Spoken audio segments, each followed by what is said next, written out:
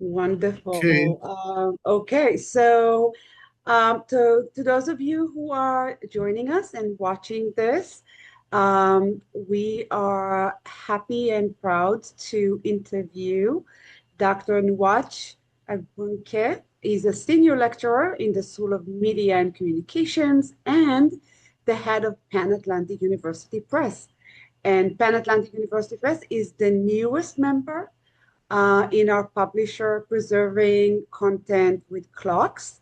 And today we're going to talk about preservation in general in Nigeria, but also about the press itself. So welcome and thank you very much for taking the time. So could you Well, tell nothing. My me a little pleasure. bit about the Pan Atlantic University Press and the types of scholarly content that you publish? Okay, great. Pan Atlantic University Press, PAU Press for short, was established in 2017, and in 2022 it was restructured. It was restructured to move from being merely a textbook publishing firm to actually doing what scholarly press and university presses all over the world do. And so since then, that was also when I came on board in 2022. So you could say that PAU Press essentially is a cultural arm of the Pan Atlantic University, and Mm, with specific mission of strengthening scholarly publication, not just the ones produced in Nigeria, but also throughout Africa, and also as well as to other parts of the world, as you could find those who will read those contents. So currently, the type of scholarly content we publish essentially are in two folds. The first is academic books, scholarly books, and that goes through the typical regimen of peer review process and everything that goes with it.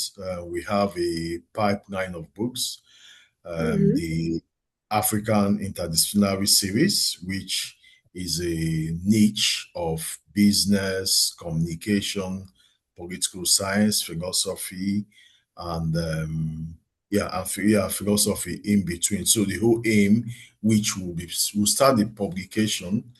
Hopefully, our first titles will be published next year, and also 2017 and 2018.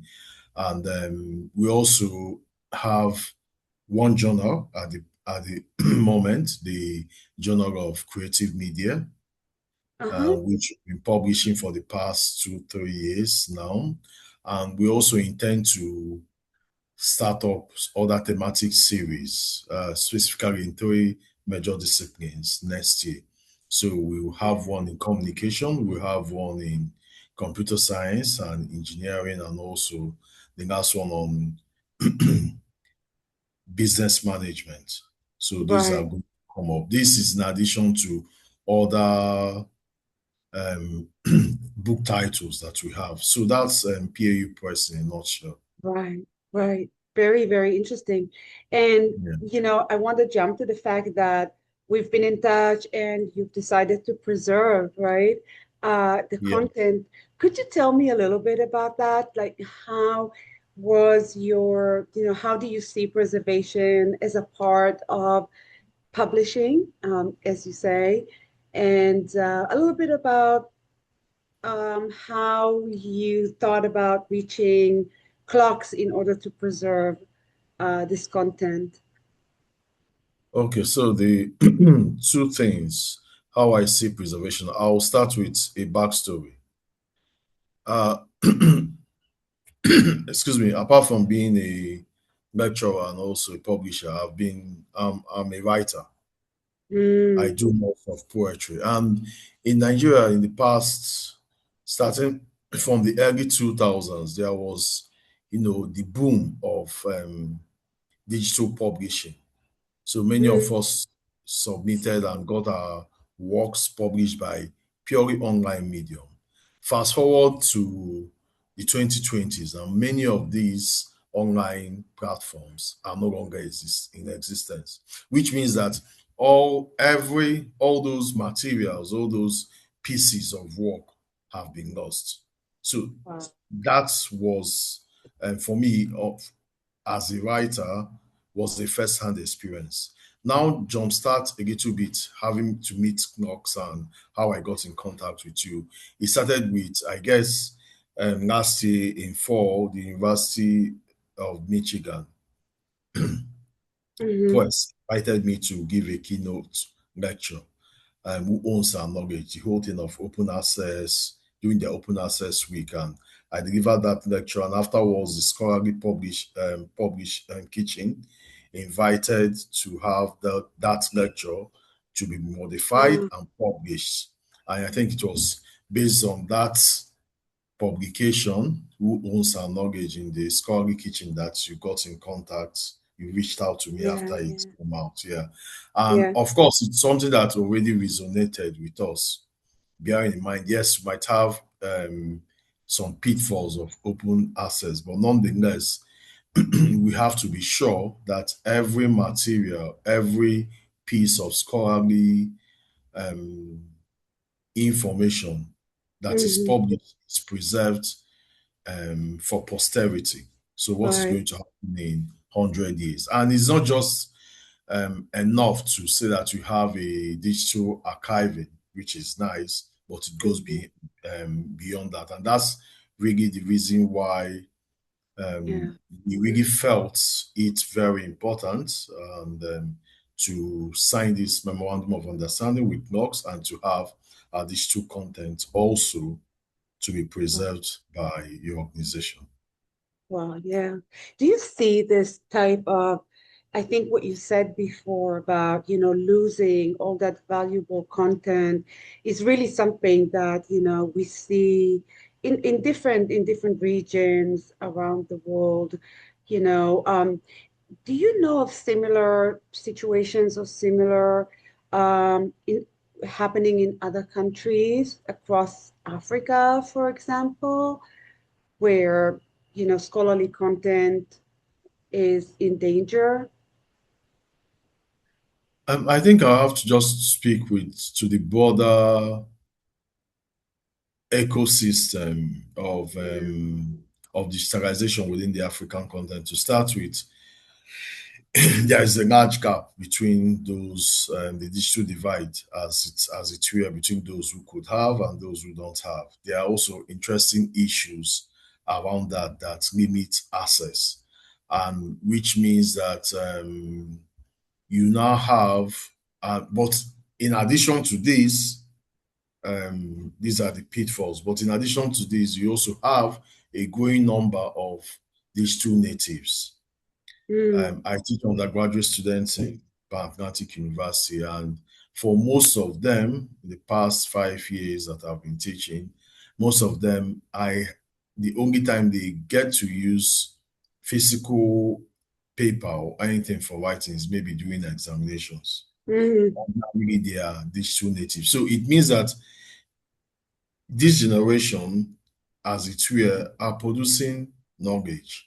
And Africa essentially has almost 60-65% of its population, median age is between 18 to 25. So mm, fast forward to what we are going to have within the next 10-15 years. As much as there is an ongoing digital divide, yes, as despite the fact that you have governments trying to stay full and make those areas not so um, yeah.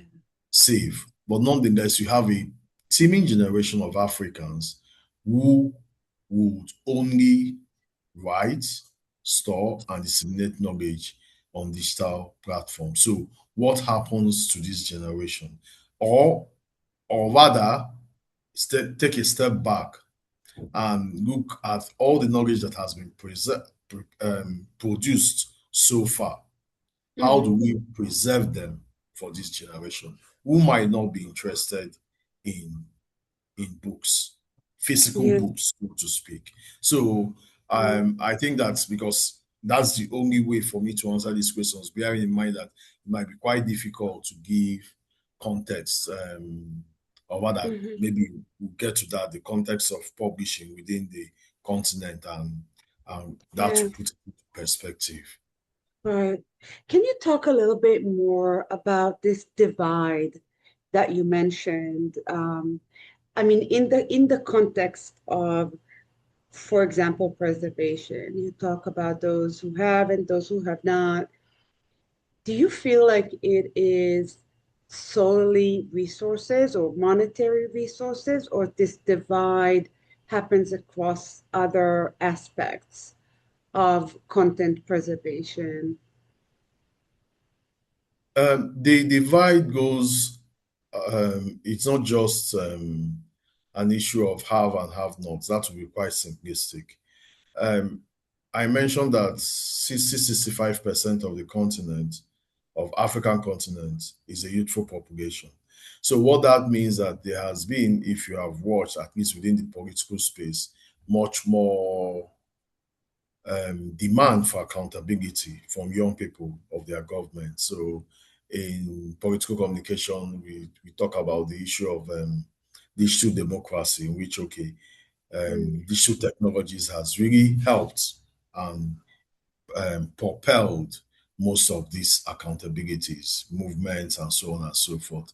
And on the other flip side, you have governments and institutions who are trying to stifle this digital space and to mhm. make it, because they want to, typical thing with, it's basically about Yeah. media control. So it's within this context that also that this youthful population are basically digital are natives, and the Mm, type of knowledge that they produce, and even to make the knowledge that has been produced in time past mhm. available for, means that you now have to provide, or rather it is where, get as many of this um, knowledge preserved digitally, because Yes. that's the only way they'll be able to access them in many years to come. And it's very important considering the context of Nigeria in the past decade, 2 decades from ago, in which we had passed through a military dictatorship. First was a civil war that disrupted knowledge production and university presses and everything that goes with that. Mm, And afterwards, military dictatorship. And so within this context, you have a the educational sector has really dwindled, especially mm, public educational schooling has really gone down. mm, They accelerated in a very, I mean, quite fast. And so it's now within this context that the publishing industry, especially scholarly publishing industry, is basically trying to revitalize, so to speak. okay. And this is not just only in Nigeria, but most parts of Africa. And therefore, it behoves on us who are at this stage of our history Mm, to think of the future, so that we yes. don't run into the type of problems that we have we have encountered in the past. I'll give you an example. There are certain books that you might now want to look for, and the publishers have closed down.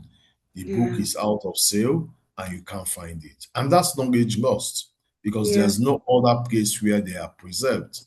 The Yes. physical copies, there are very few. The libraries are, most of them, when they were published, do not have those copies again. So Mhm. we have to think beyond just physical copies, and I think that situates the incredible work the organization is Mhm. doing, which we are very glad to be part of. Right. And can I ask you about, your university?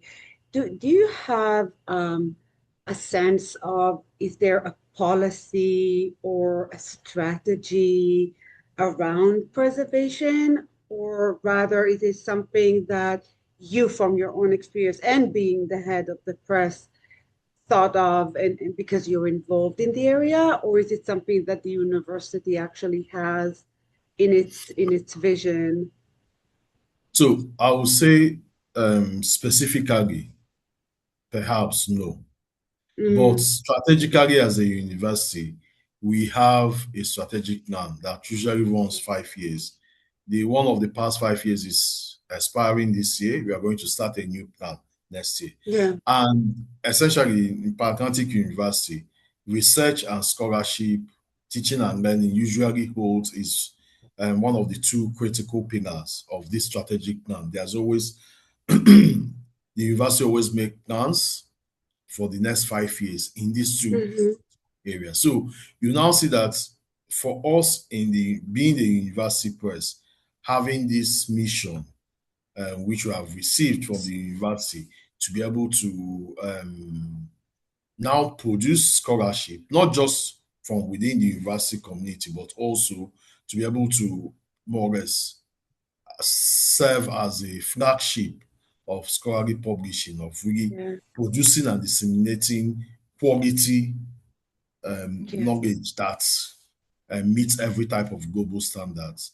yeah, It's only a matter of policy now in that sense that digital preservation should come yeah. as an essential aspect of our research agenda. Right, Knowing full well that the research agenda is quite um, large and various aspects of the university are working towards it. But for us at the press, it's something that we more or less we had envisaged in the last 5 years that hmm, as part of our strategic growth objective, we have to yeah, meet. And it's better to start on time rather than doing it retroactively. So now that we are basically in the part of restructuring and is we are just basically at the less than 5 years of that. It's better that we actually lay down solid steps, solid frameworks that make sure that everything we produce is preserved for right, posterity. right. Absolutely. So we have a few minutes left. Could you maybe offer some general advice to colleagues in Nigeria, or maybe in other countries, from your experience regarding preservation, and what would you recommend that they would do in order to ensure that they um, preserve their content?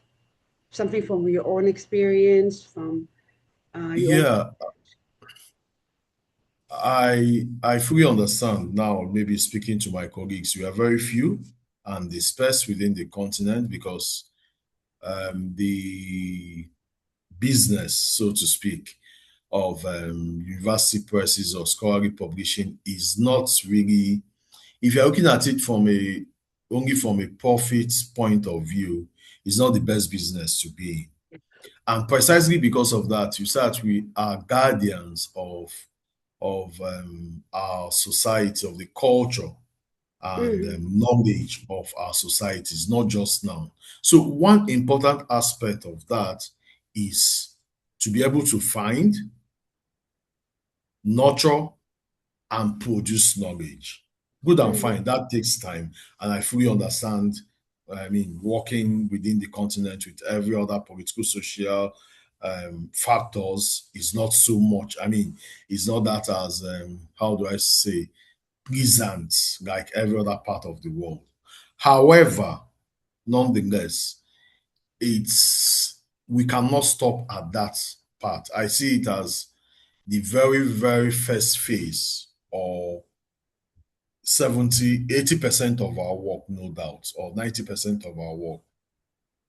But just as they say in publishing, until any work gets to the hands of the readers, you've not mhm. completed your job, no matter how beautiful, no matter how fantastic the content of that title, be it a book or a journal. So, Yeah, also, by extension, it means that we also have to preserve that knowledge so that it would have a domino effect, a yeah, continual possibility, propensity to be in the hands of readers that perhaps right. a century from now, can still go back and say, okay, yeah, this was published in 100 years ago, but Yeah, it's still it's relevant. still here.